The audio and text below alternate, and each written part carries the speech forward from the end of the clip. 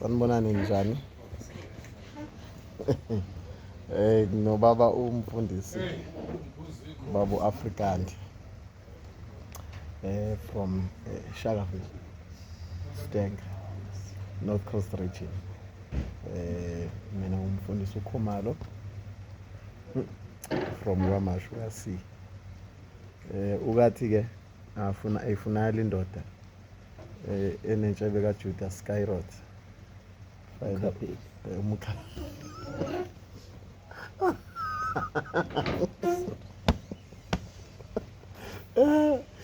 So uzositshela ukuthi yini imfihlo uzongimentorisha kule nto ukuthi nami ngigcina nginentshebe enhle ene right.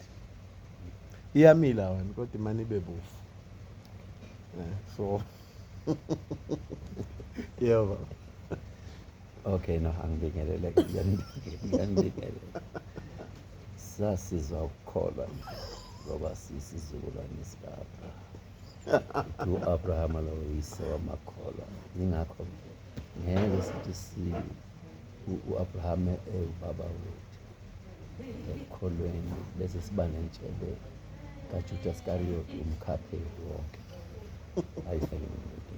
But into ebalulekile ukuthi umuntu bese kuphilele noma ngabe incane kangakanani uma iza nje kufanele uyinakekele kakhulu ugcine i-clean uyiwashe njalo. Khona-ke iyadinga ukuwasha impela ngoba iney'nto zakhona. Mina nje using into ebiza kakhulu okuthiwa i-silver shampoo. Angeke uyithole ezindaweni lezi ezincane nasemakethe lezi angingazisho iy'tolo. No. Kodwa-ke i-silver shampoo iyona ekwazi ukuthi iwashe bese siba mhlophe kanje. But I want to keep it like this. Ibe mhlophe nje because it's a sign your wisdom. It's a crown of wisdom. Let's say It's a crown of wisdom. So, and it also isho ibanga nanokuthi kuyenza kube nayo nje kulabuphe nje ngoba uNkulunkulu uyabhanselana phela noma ungakafiki kwi-age leyo ye-biology kodwa akuzami nje uNkulunkulu then bese-ke uyigcina kanjani. Washe uyiclean every day, make sure that ufake into zakho uyigcobele kodwa ungagcini siba uqobo uyigcobe uthola i-oil yakhona. I'm using i-oil ekuthiwa i-Armla. I-Armla uma ngasibheke isetshenziswa kakhulu yilaba the Muslims laba abanentshebe ezinde ezimhlophe. It makes iyashesha within isikhathi esincane nje uyigcobele hhayi ngafika esifubeni. Kodwa-ke izinto engizenzayo i-simple shampoo bese ngigcoba nge-Armla. Armla is a very good ornament yayo intshebe ngoba iyayikhulisa futhi igcina ithambile. Akufuneki kube nentshebe ukuthi uma kunomoya ibaba umsiki.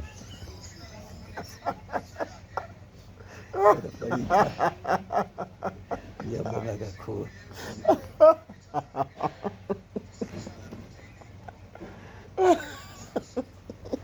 Okay, sihamba asidlule kule ntshebe. How many years in the ministry? 22 years at Chesterville and 15 full years as Stenababuluza. 37 years yes, but yeah, God has been so good to me. Mangazile senzela izinto ezinkulu. Kulo 15 years ngisestena by the grace of God sikwazile ukwakha izindlu zamasonto ebesifika khona abazalwane besikwashi kuma-crash nakuma-classroom. But kusho ukuthi i-vision enganginayo was to build this baphuma abantu ngoba you can't invite umuntu oselevelini eliphezulu umbizile ukuthi ayohlala esitulweni sengane e-crash. Uzongena nje aphelele mhlawumbe i-back seat ithe ukuba ngizuzwana yakhe umesiko uma usesuma nase noma sehluleka ukumthwala bese sesiyahamba. But ngokwenza lokho nje sibonile i-growth iba khona after sivuleni lezi zindlu base beyangena abantu because abantu befake i-need empeleni emphakathini indawo yokukhonza. So that's all I can say. Can you tell us 3 things that you have learned? 3 things. Kulo 37 years as a pastor of the Apostolic Faith Mission. Yes. 3 things. 3 things. One, I've learned to trust in God. Because I've learned to trust in God. I don't mean that abengekho ama-ups and downs. That is why kukhona umculi oculayo. It was not easy, but it was worth. I've learned to trust in God. Always be. I've learned to persevere. And the last thing, I've learned to live with abantu. Regardless of ukuthi bakusiphi standard. Ngasifundisa ukungabaclassify. Ngabafundisa ukungabahlukanisa ukuthi abasebenza and all those things. And the last point, ngasifundisa what I've learned to empilweni yami nje ukubaluleka kokuthi when I'm leading the people, ngafunda ukuthi I must respect those people engibaledayo, because ukungilandela kwabo is their decision. And I must also respect those who sit before me and listen to the word of God, you know.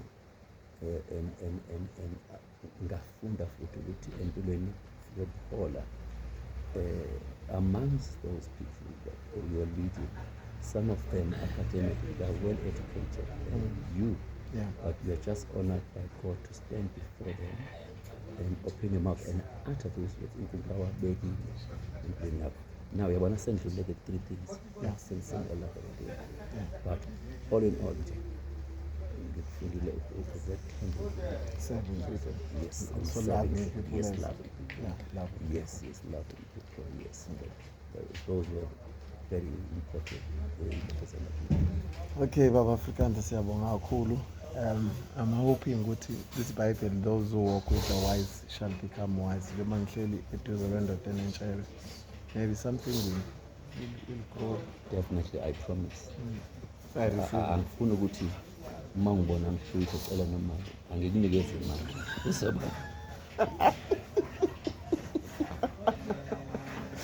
Bye. Bye. Thank you.